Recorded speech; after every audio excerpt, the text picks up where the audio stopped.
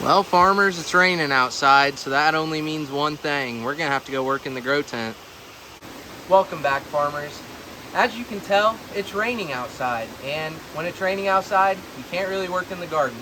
So we have two options today. We can either take the day off, or we can go work in the grow tent. So we'll see what happens. Come on, guys, you knew I was gonna come over to the grow tent. As you can tell, not in great shape. Herb garden, a mess. We have pepper plants falling over. We have some that are doing pretty good. I don't like how this one fell over because there's another pepper growing underneath, and that's a very rare variety that I want you guys to be able to grow. So we got to take care of this. We got to take care of the cricket that you can hear in the background. So what a perfect way to spend a rainy day. We're first gonna need to harvest this basil and the parsley. So I'm probably gonna dry these out and make some dried basil as an herb, and same thing with the parsley. So here's our nice little bunch of basil. It smells incredible, and I can't wait to use this on pizza or really in anything, because when you grow your own herbs and spices, they taste delicious. Here we have the parsley that I cut out. If you went to a grocery store, this is probably around $100. So definitely grow your own parsley because you will save a lot of money and it just tastes better. Now I'm gonna go through and try and harvest as many banana peppers as I can, even the ones down here on the fallen plants. So let's see how many of those we can get. So I brought them into the kitchen. We have 17 banana peppers, and that's pretty good. The only reason I started these things in the grow tent was because I didn't think I was gonna get that many from the garden this summer, which is untrue. I got so many out of the garden, and I kind of regret even growing these in the grow tent because the grow tent really is meant to grow some rare varieties, isolate them so that way I can give you guys back the seeds. So I definitely won't be growing banana peppers or bell peppers or anything like that in the grow tent again. So rookie mistake, I'll learn this time, and next time we're going to be growing very rare peppers so that way I can give them back to you guys, because everybody can get their hands on banana pepper seeds. It's one of the most common peppers in the world, but not everybody can get their hands on some of the seed varieties that I have. So I'm going to do better next time and get you guys some peppers that are better than banana peppers. Alright, so I cleaned out the rest of the grow tent. The floor is just stained. There's really nothing I can do about that. And I really don't want to spend the time to take care of it that much because it really doesn't matter. So I had this plant in here before. It's the one that the banana pepper plant fell on top of. It is a Kongstar pumpkin starburst, which is a very rare pepper. And I really want to take care of it. So I refilled the nutrients. I dumped out the old ones, and we're going to refill it with Dynagrow, which has 795, so nitrogen, potassium, phosphorus. Yeah, nitrogen, phosphorus, potassium, sorry. But we're gonna add that into here. We're only gonna add about 8 teaspoons, and then we're gonna have our Kongstar pumpkin starburst back in a better growing environment. Okay, so I've put the plant back into the reservoir, and as you can tell, I chopped off all the leaves. And you might be wondering, why would you chop off all the leaves? Don't you want leaves so that way your plant's nice and healthy? Yes, but since we're growing in such a tight space, we want to keep these plants small and compact. And as you can tell, it's not going to have any issues growing more leaves on this area. And even if you look right here, that right there is a little leaf right there as well. So that leaf right there is also a sign that this thing will grow back nice and healthy.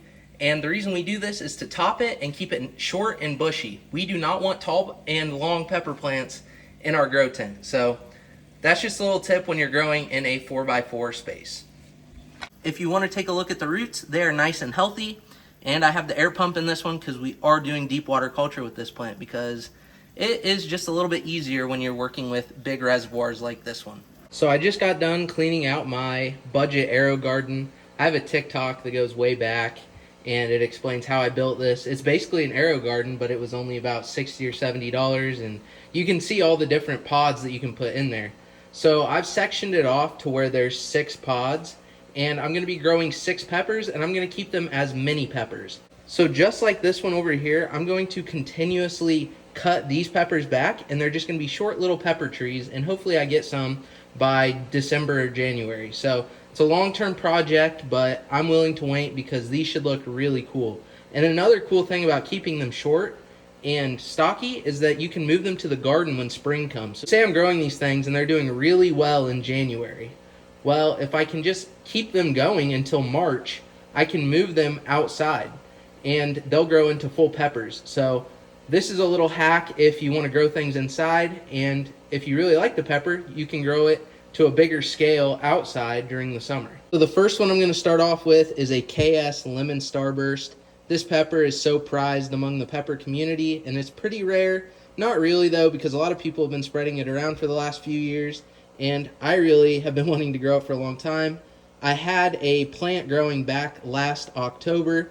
Unfortunately, I had to move the grow tent from where I was living at the time to back home, and it did not make it. So we're going to give it another shot, and hopefully I can get some Kung Star Lemon Starburst to give to you guys.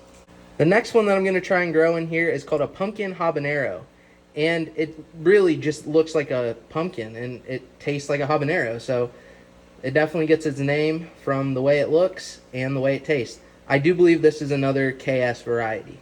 Here we have an ahi lemon. I do not grow enough Baccatum varieties, and this is really going to force me to see what it's like to grow a Baccatum variety. I tried growing some Sugar Rush Peach and it didn't go well, so we're going to give it another shot here with the ahi lemon. So this is a KS chocolate bonnet. It is just like a Scotch bonnet, but it's brown, so it looks like it's made of chocolate. And last but not least, we're going to be trying to grow the Peach Fantasy Long. I also am not sure what this pepper is supposed to look like, so it'll be a nice surprise when they finally do grow on the plant. So all I'm going to do is go through and put 2 seeds of each variety in each one. So I'll probably do KS Lemon Starburst, Chocolate Starscream, Ahi Lemon, just a few seeds so that way we can make sure that some germinate. Alright, so we've added the seeds. You can probably see them right down there. And what I'm going to do next is set up some cracky hydroponic buckets. So I'm going to do that right now. That's going to be a separate video that I'm going to release later this week. And the reason I'm going to do it separate is in case people don't want to watch this whole process, they can go straight to that video, watch it, and go on their way. Actually, before I do that, I'm going to add aluminum foil like I did. The reason we add aluminum foil, you can see I did it over on this one as well. You do not want light leaching into your reservoir, because if that happens, you can have algae grow in there, and algae will suck away the oxygen and nutrients away from the water, and your plants will not get it because the algae will grow around the roots and suffocate them. So don't let light leak into your reservoir because it will cause some big issues. Oh yeah, and one other thing, I need to add nutrients. So for nutrients, you just add 1 teaspoon per gallon. This is 10 gallon. I didn't fill it up all the way, so I think I'm going to do like 8.5, 9 teaspoons. So you don't want to put too much. If you put too much, it'll burn them up. You can always add more later. So if you did not add enough at the beginning and you can tell your plants don't have enough nutrients, you can always add more, but don't start with too much. So I finally set up this cracky reservoir right here, and this is probably what the grow tent is going to be looking like for the next 3 months.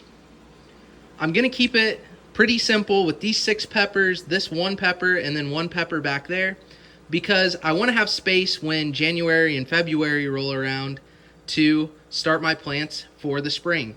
Peppers are one of those things that you have to start inside pretty early, and if I have a whole bunch of them, you know, taking up the grow tent, I won't be able to start them and it'll be really frustrating. So this is probably going to be the end of the video. Thanks for watching. Subscribe, follow me on Instagram, and if you want free seeds, I will DM you a P.O. box to where I will send you some of the seeds that I'm growing. I really want that to start producing peppers as soon as possible, and I'll be more than happy to share all the seeds that I get from this grow right here.